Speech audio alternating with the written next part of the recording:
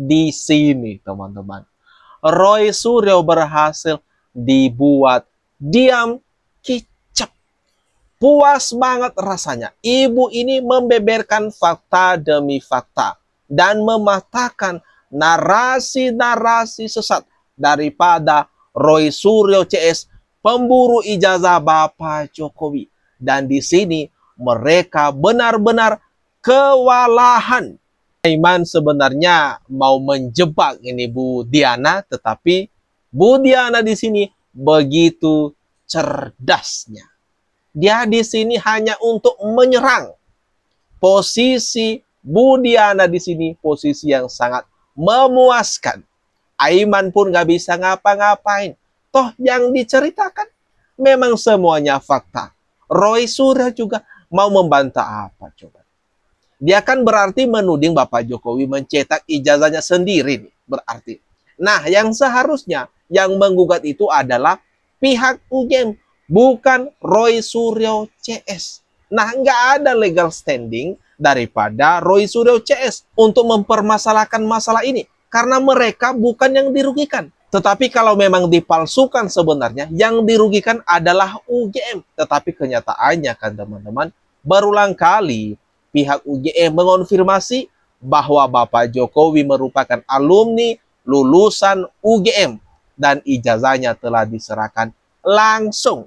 Wah, di sini Roy Suryo benar-benar kewalahan, nggak bisa membela diri, kalah telak dengan Bu Diana yang berada di posisi aman teratas untuk menyerang gerombolan orang-orang ini. Meskipun pertanyaan-pertanyaan Aiman mau menyudutkan Bu Diana, tetapi tetap nggak mempan. Ini gimana nih teman-teman? Menurut pendapat kalian, coba tinggalkan di bawah ini dah. Mohon maaf Mas Ahmad, ini lagi kalah nih kalau pertandingan sepak bola. Kenapa lagi kalah? Satu tadi saya bilang, pernyataan dari otoritas. Itu satu. Kemudian yang kedua, saksi-saksi, ada foto-foto. Dan jangan ingat, gantung hukum pembuktian di Indonesia itu, saya selalu bilang, tekanannya adalah kepada kuantum, jumlah alat bukti. Tadi Mas Ahmad 184, dua alat bukti nomor satu keyakinan hakim. Kalau kita lihat konvensi Persia Barreskrim, itu udah lebih dari dua. Apa maksudnya lebih dari dua? Satu, uji forensiknya, itu bisa jadi dokumen surat. Ada lagi keterangan saksinya, keterangan ahlinya, ini udah lebih dari tiga nih. Jadi secara legal truth, ini sudah terpenuhi. Dan kalau misalnya kita bicara di pengadilan, ternyata menetapkan tersangka dengan memvonis orang, jumlah kuantum alat buktinya sama, yaitu dua. Apa bedanya? Kalau di pengadilan tinggal ditambah, apakah hakimnya yakin apa enggak? Nah, game over teman-teman. Teroris sudah kalah sebenarnya. Bukti ada, bahkan ada 500-an tuh teman-teman. Bukti yang telah disita oleh pihak penyidik. Kemudian soal saksi ada 100-an.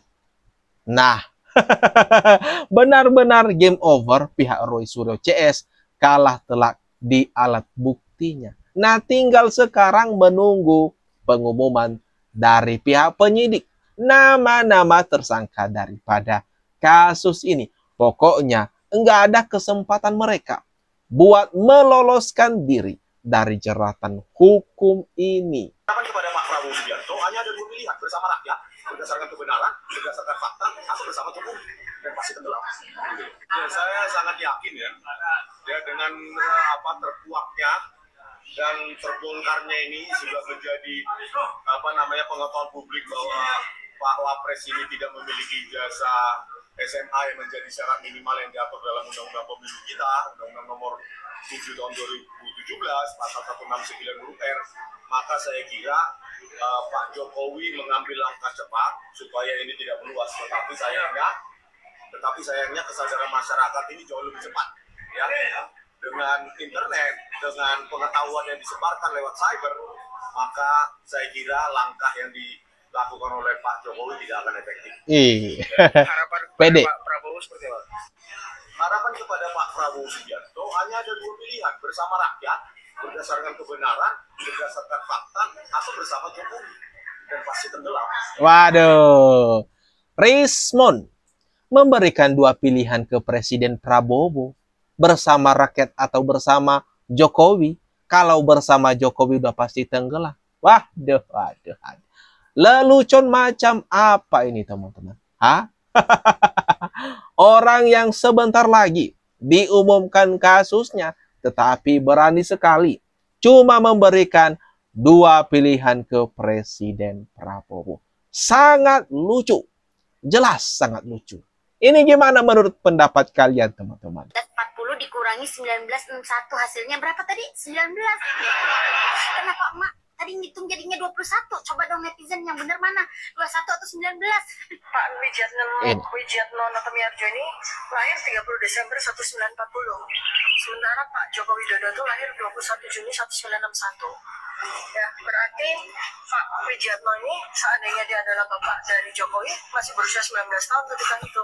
Kan nggak lazim ya. Salah hitung. Ya, salah emak atau Bu Dokter. Mungkin kalau Bu Dokter salah, mungkin waktu itu lupa nggak bawa kalkulator atau kalkulatornya lobet. Maaf ya Bu Dokter, maaf ya. Serius deh, mirisnya tuh gelarnya si dokter, tapi kayaknya lupa akan pelajaran matematika dasar. Mungkin harus ngulang lagi ya Bu ya.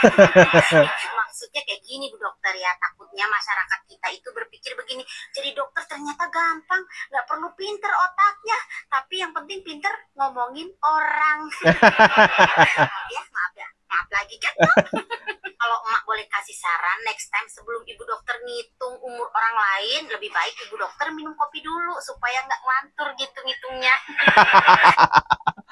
Terkuak teman-teman ya. Satu persatu ketika Dokter Tifa ini menggeruduk makam keluarga Pak Jokowi, orang tua Pak Jokowi, kemudian menghitung umur, malah salah teman-teman.